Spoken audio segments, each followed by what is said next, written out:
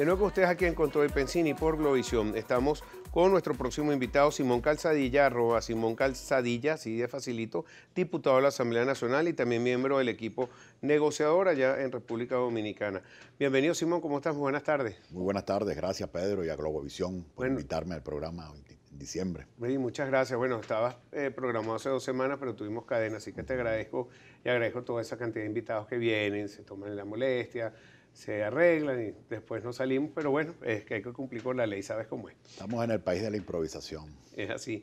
El país de Eudomar Santos, dirías tú. No, estamos peor que eso. ¿Por qué? Porque lo que venía ya se sabía. Y tú sabes que Eudemar Santos, su principal lema era, como vaya viniendo, vamos viendo. Pero desde hace mucho tiempo, inclusive desde que comenzó ese nefasto viraje del presidente Chávez en el año 2007, cuando quería cambiar el proyecto constitucional y modifica el contenido, la misión y la visión económica de la Constitución del 99, ya desde esa fecha se le empezaba a advertir que íbamos a terminar muy mal.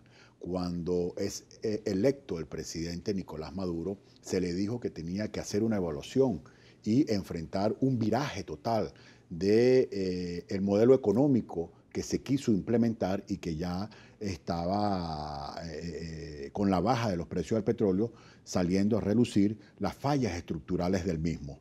No quiso mantener el modelo, no quiso confrontar a las posiciones fanáticas y radicales de su movimiento, y hoy los venezolanos están pagando este precio.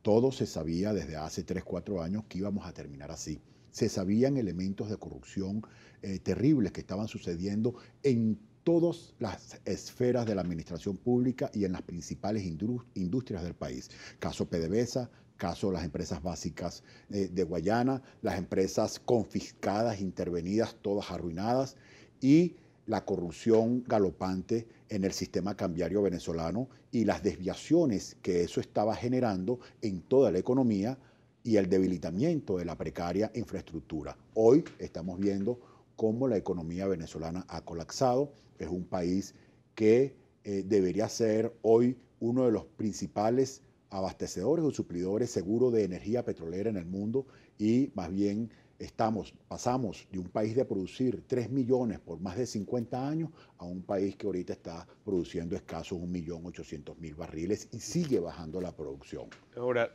Donald Trump dijo hace poco que no es que hayan el sistema político económico que se decidió para Venezuela, que no es que le fue mal, es que está triunfando, porque este socialismo planteado de esta manera iba a traer esta situación que no tenemos industria, que tenemos una alta inflación, hiperinflación, que tenemos un colapso del billete, de la economía, y no podemos estar peor, porque creo que estar peor ya que, no sé qué vale tu evaluación entonces sobre este sistema que no ha cambiado en nada. El propio Giordani, que es el mismo sistema económico que él planteó, él mismo lo critica, pero ahora no entiendo eso, y se sigue con la misma política monetaria de hace 10 años, 8 años, no se ha cambiado nada.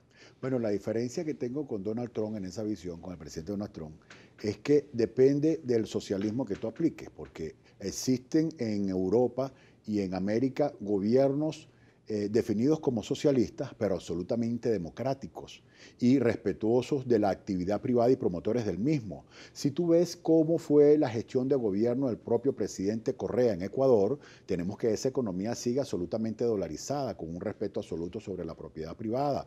Es decir, el tema es que en Venezuela la desviación es que la inclinación fue hacia un proceso autoritario, hacia una especie de comunismo a la usanza de la Unión Soviética y lo que fueron sus satélites en el mundo, y que eso estaba comprobadamente fracasado, que eso colapsó en el mundo, que mientras Cuba está intentando de reorientar su política económica, cuando los chinos hace más de 40 años cambiaron su modelo económico absolutamente, bueno, aquí empezamos una involución. Mira, yo recuerdo muy claramente cómo uno de estos asesores del presidente Chávez españoles, el asesor monedero, dijo en el año 2007, cuando el presidente Chávez se definió como socialista, ya en el año 2006, que no se tenía muy claro cómo era la construcción económica del socialismo, pero se tenía claro lo que no se debería hacer. Y entre las perlas que dijo es que ya sabemos que el modelo de partido único, que termina siendo un cogollo único, y este cogollo único es después sustituido por el líder único, le ha hecho muy mal a los pueblos donde se ha practicado. Y terminó haciendo eso. Cuando tú ves el enfoque de la economía de nuestra Constitución, está dirigido esencialmente a superar el rentismo, producto del debate que en Venezuela históricamente se ha dado sobre lo que ha sido pernicioso la renta petrolera en el área económica. Y habían unos actores importantes que acompañaban al presidente Chávez que fueron muy críticos de la manera como se administró la renta petrolera en Venezuela, acusándola de un populismo perverso, y terminaron acompañando y haciendo lo mismo multiplicado al cubo. Es decir, el entrampamiento donde nos condujo el propio presidente Chávez cuando modificó el modelo económico contemplado en la Constitución y político e institucional, nos ha llevado a esta situación, y Nicolás Maduro, su fracaso es que no tuvo el valor y el talento para enfrentar una modificación del mismo. Sí. Venezuela necesita urgentemente ir desmontando esa estructura perversa, intervencionista, autoritaria, que irrespeta la democracia y respeta los elementos básicos de una economía productiva de una nación. Fíjate que la filosofía que está detrás de todo esto la escribió Hans Dietrich, y es el socialismo del siglo XXI, la filosofía política detrás de lo que se intentó hacer. Pero él dice que aquí nunca se cumplió, que aquí había que eliminar el control de cambio hace más de 10 años, y él ha hecho un seguimiento de todo esto. ¿Estás de acuerdo con lo que dice el propio autor de su socialismo del siglo XXI? Yo leí muchas recomendaciones de Dietrich y no me parecieron claras. Es decir, en cuanto a lo que había que hacer. Hablaba de un sistema económico de generación de valores que para mí eran un poco fantasiosos, no estaban sustentados en teorías realmente serias.